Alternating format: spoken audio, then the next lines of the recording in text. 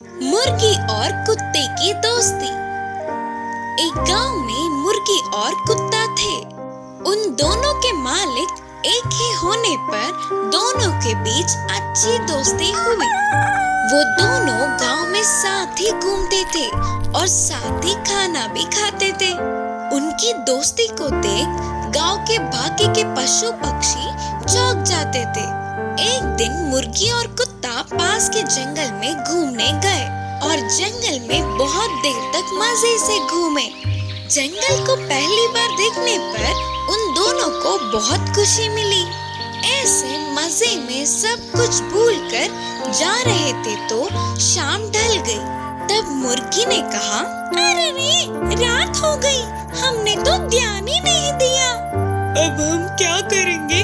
अगर जंगली जानवर आएंगे तो हम क्या करें? सोचकर मुर्गी चतुरता से एक पेड़ के डाल पर चढ़ के बैठ गई और कुत्ता पेड़ के छाल में छुप गया। कुछ देर बाद एक लोमड़ी उसी तरफ आई। खाने के लिए कुछ तो मिलेगा ही करके बहुत देर तक वही बैठी रही। अब उधर रुककर कोई फायदा नहीं करके जाने वाले लोमड़ी को पेड़ पे बैठी मुर्गी दिखी। लोमड़ी ने मुर्गी से पूछा, मुर्गी, मेरे लिए गाना गाओ ना। तब मुर्गी ने गाना गाया। अपनी दोस्त की आवाज सुनते ही कुछ तो खतरा है करके पेड़ के छाल में छुपा कुत्ता सतर्क हुआ। फिर लोमड़ी ने कहा, मुर्गी, अच्छी सी मुर्गी, नीचे आकर गाना गाओ ना, मैं तुम्हें एक अच्छा सा तोहफा दूंगी। लोमड़ी के छाल को मुर्गी समझ गई और बोली, लोमड़ी मामू, मेरे पैरों में दर्द है, मैं अब नहीं उतर सकूंगी। मेरे दोस्त उस पेड़ के छाल में है, उससे पूछ लो गाना गाने के लिए। बोलकर मुर्गी ने चतुराई से कहा, अच्छा, तो पेड़ के छाल में एक और है क्या? तो अच्छे से पहले उसकी खबर लेकर फिर तेरे पास आऊंगा। सोचकर लोमड़ी खुशी से पेड़ के छाल में अपना मुंह रखा तो अंदर के कुत्ते ने लोमड़ी को जोर से काटा। मैं मर गया रे, अरे मैं तो मर गया रे बाबा, बोलकर चिल्लाती हुई लोमड़ी उधर से भाग गई। फिर सुबह होते ही रात की बात को याद करके हंसते हुए मुर्गी और कुत्ता खुशी खुशी घर लौट गए। किस्मत बदलने वाला प्यार और दया। ये बहुत पहले समय की बात है। एक साधु जंगल के नदी के पास आश्रम का निर्माण करके रहता था। उनके कई शिष्य थे। वे सभी वही रहकर गुरुजी से विद्या का अध्ययन करते थे। वे विद्या के साथ साथ अच्छे अच्छे सीख भी देते थे। उस साधु के सभी शक्तियों में से एक अद्भुत शक्ति था कि वे मनुष्यों की किस्मत जान सकते थे। उन शिष्यों में एक 10 साल का बच्चा भी था। एक दिन साधु ने उस बच्चे की शक्ल को देखा तो उन्हें उसकी भविष्य का पता चल गया। उस बच्चे की आयुष्य पूरा होने को था और बस कुछ ही दिनों में वह मरने वाला था। गुरुजी को उस बच्चे को देखकर बहुत दुख हो रहा था। वह बहुत ही अच्छा बच्चा था। ऊपर से सब कुछ एक ही बार में याद करने वाला था। न जाने क्यों अच्छे को ही वह भगवान जल्दी अपने पास बुला लेता है, करके सोचता हुआ अंदर ही अंदर रोने लगा। मरने से पहले वह बच्चा अपने माँ बाप के पास होगा तो ठीक होगा करके उन्हें लगा।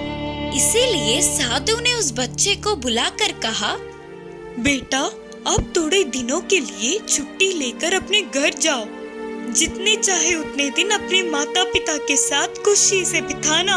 वापस आने की कोई जल्दबाजी मत करना, करके समझाते हुए घर भेजा। विद्या को बीच में छोड़ के जाना नापसंद होने पर भी गुरुजी के कहने पर उन्हें ना बोल पाते हुए बच्चा घर लौटने लगा। रोज रोज भारी हो रहे थे। शिष्यों को विद्या बोध करने पर भी वह साधु उसी बच्चे को याद कर कर दुखी होते थे। गुरुजी में आए हुए इस परिवर्तन को शिष्यों ने ध्यान दिया, पर उन्हें कुछ पता नहीं चल पाया। ऐसे 3 महीने बीत गए। गुरुजी ने सोचा कि वह बच्चा तो मर गया होगा।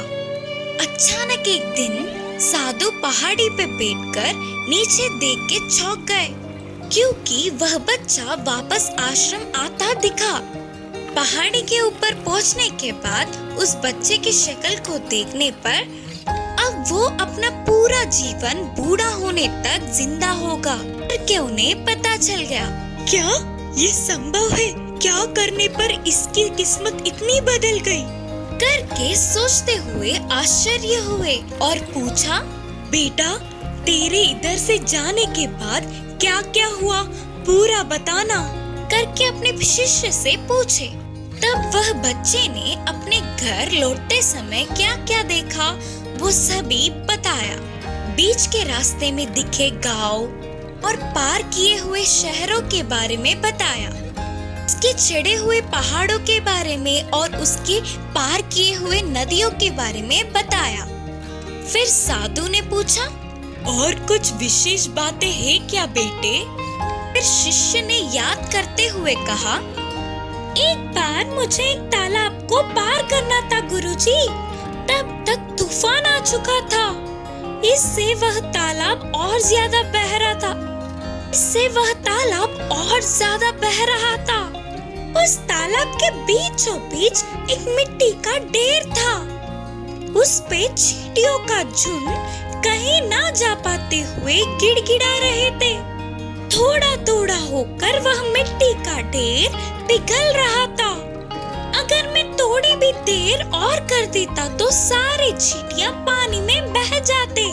और गुरुजी, मुझे तो उन पर दया आई, तो तुरंत मैंने बाजू के पेड़ के डाल को उस मिट्टी के ढेर से लगाकर खड़ा था। तब सारे चींटियां डाल पे आ गए। मैंने उस ढाल को किनारे पहुंचने तक पकड़े रखा। फिर मैं अपने रास्ते चला गया। मैंने उन छोटे जीवों को बचा लिया। इससे मुझे बहुत खुशी मिली।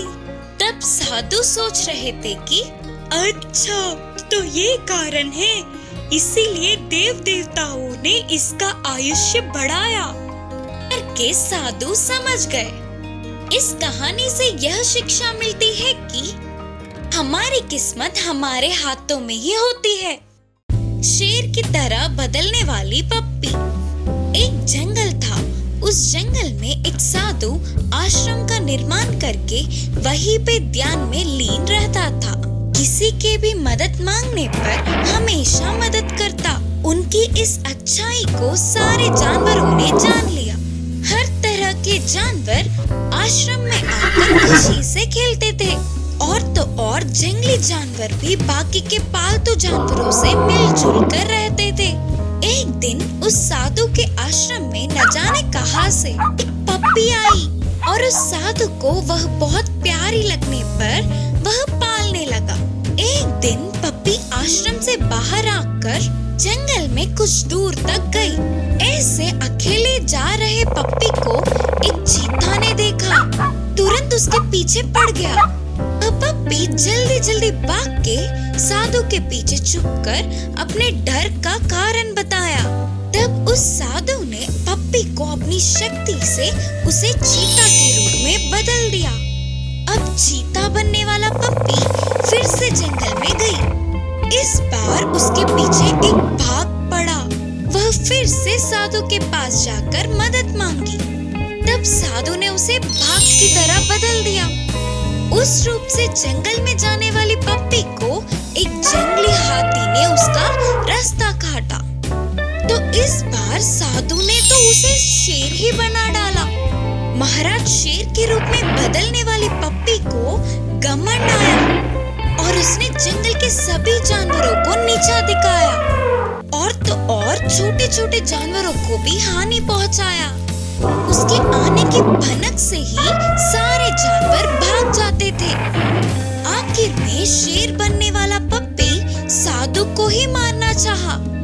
यह बात अपनी तपस्वी शक्ति से जानने वाला साधु उसे फिर से पहले की पप्पी की तरह बदल दिया और तुरंत उसे आश्रम से भी भगा दिया।